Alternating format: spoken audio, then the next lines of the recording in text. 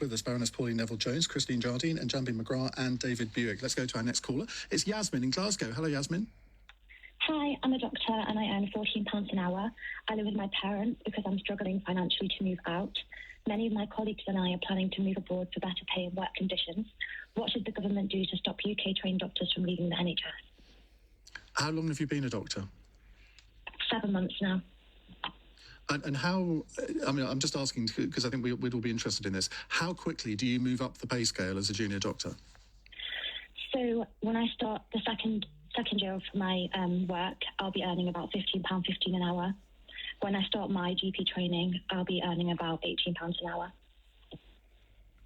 So if you work that out into, at the moment, you're on a salary of around £29,000 a year, which is about the national average. But it doesn't sound from what you're saying as though there's a very steep rise in what you're expected to earn over time. Because I had this conversation with Jackie Smith at the weekend because she chairs a hospital trust. And I said, well, how much do junior doctors earn? And she said, well, it depends. At the beginning, not an awful lot. And I said, well, I would expect somebody who's been a doctor for maybe sort of 10 years to be earning something like £70,000, £80,000 a year. And she said, no, they don't. And I think there is a bit of a misconception over what doctors earn, because GPs can earn that kind of money relatively quickly, I think, but maybe junior doctors not. Right, so the question is, what can the government do to stop UK-trained doctors from leaving the NHS? Christine? Well, I think that the first thing we need to do, Yasmin, you're in Glasgow, so you're in the NHS in Scotland, but the conditions are very much the same. We have the same problems. The NHS is in serious trouble.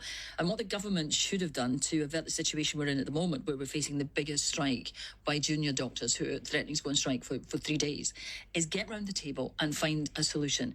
Because the working conditions for everyone in the NHS are appalling. The stress that they're under... Everyone? Yeah. Right across the board in the National Health Service, the people on the front line are working under immense pressure and have been throughout COVID. And one of the things that Yasmin has mentioned that I'd quite like to pick up on is she said, what can the government do to stop UK-trained doctors from leaving the NHS? Well, there is a simple thing that they could do, which is give all the people who are here on visas and who worked through the pandemic on the front line, give them indefinite leave to remain, so that having been trained in this country's NHS and the people who are treated by it benefit from that training, instead of which they're making them pay for visas and very often they're going abroad because they can earn more money, have better conditions.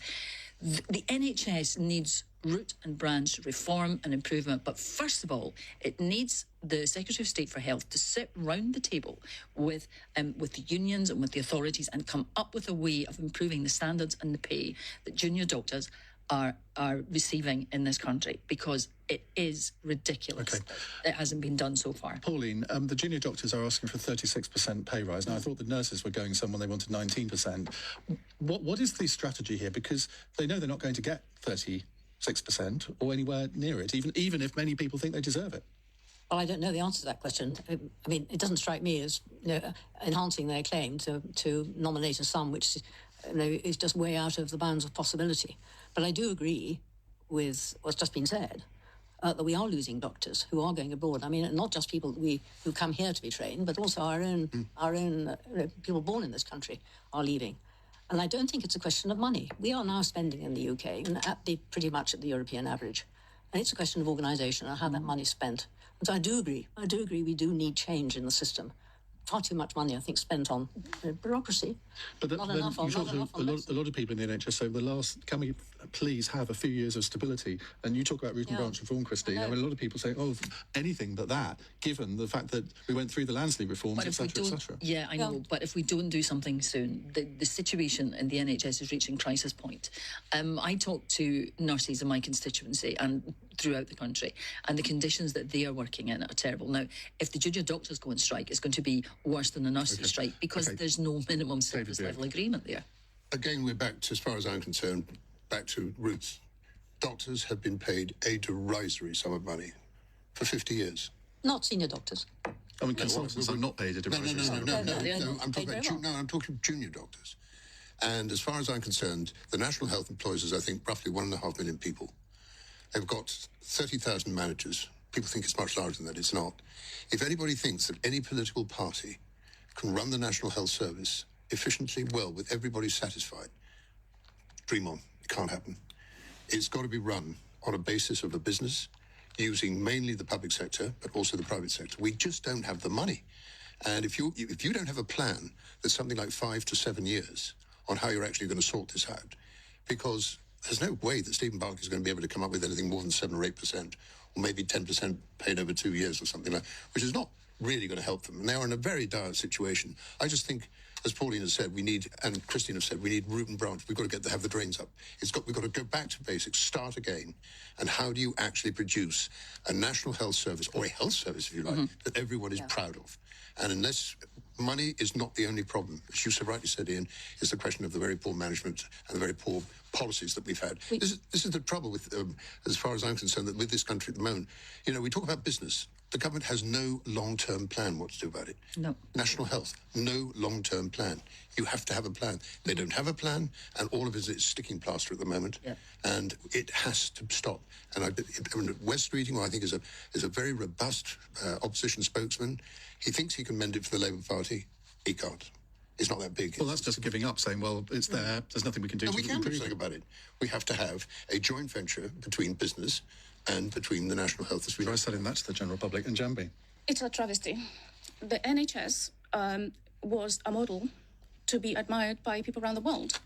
The first thing that Jeremy Hunt did when he came into government was an attack on the junior doctors. Do you remember that? Yeah, that was an attack on the junior doctors. That was the first thing that Jeremy Hunt did with renegotiation of the contracts.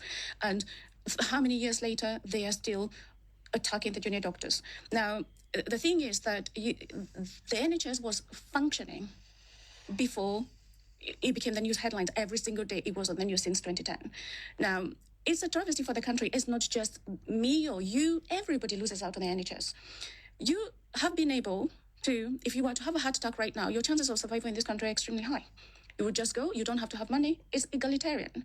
And the moment you start introducing, especially the American model or other models around the world, they are massively unfair and unjust. Yeah. That's kind of what, I mean, we know that the private side of things doesn't really work very well either. If you look at the trains, how the trains are working, you know, it's chaos on the trains. So somehow we have to have the will and the want to save the NHS, because it is... They say that you don't realize what you've got until you've lost it.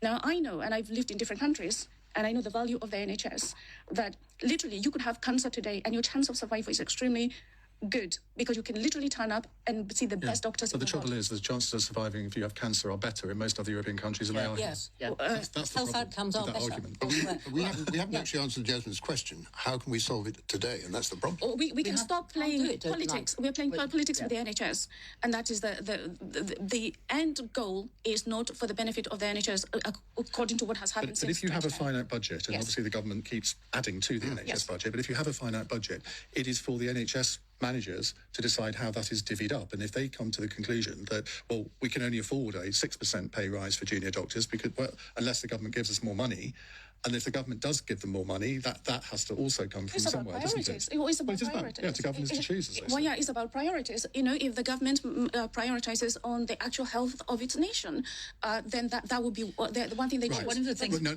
no, because Corey's barrage, I can't even think of the word now. Berating me in my ear, saying we've got to go to the break early. It's late. It's 8:47.